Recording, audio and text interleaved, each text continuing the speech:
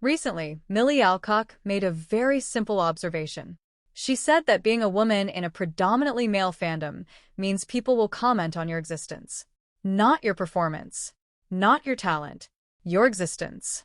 And somehow that very normal, very honest statement has triggered a wave of backlash so intense that people are now calling her things like a moron or comparing her to Rachel Zegler as if that's an insult. And the irony is they are proving her point in real time. In an interview with Variety, Millie Alcock reflected on her time on House of the Dragon, a show with a massive, passionate, and yes, predominantly male audience. And she said, simply existing as a woman in that space is something people comment on. She also said, we've become very comfortable having this weird ownership of women's bodies. Now notice something. There's nothing extreme or inflammatory here. She's not attacking fans or blaming men as a whole.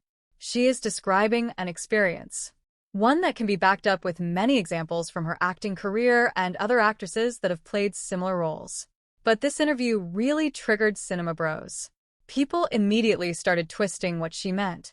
I heard arguments like, isn't Supergirl supposed to be a woman? Of course she exists as a woman in that space. And this is where the conversation becomes deliberately obtuse.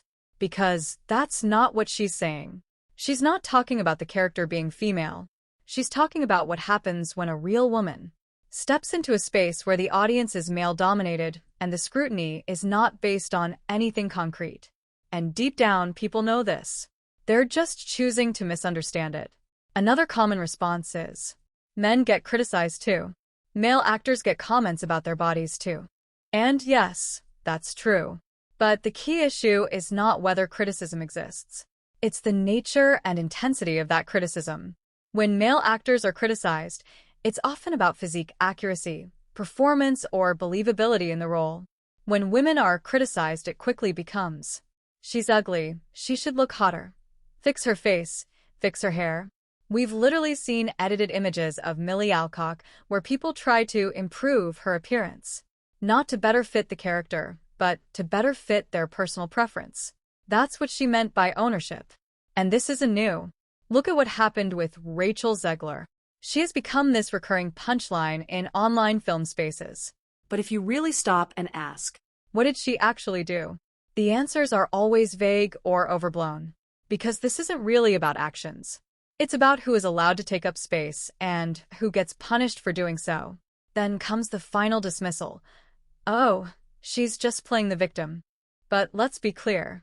Speaking about your experience is not victimhood. It's documentation. It's literally saying, this is what is happening. And the wildest part?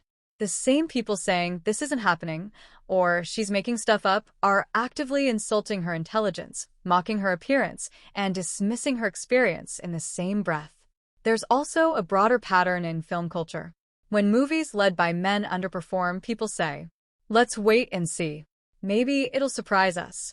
When it's a woman or a person of color, God forbid, a woman of color, the criticism starts before the movie is even released.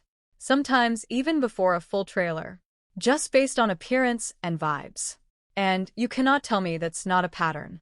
At the end of the day, Millie Alcock didn't say anything radical. She just described a reality that a lot of people are uncomfortable admitting. And instead of listening, people reacted in a way that perfectly proves her point. So the real question isn't, why did she say that? It's, why did it make so many people angry? If you enjoy content like this, make sure to like, share, and subscribe. I post all the time. See you in the next video.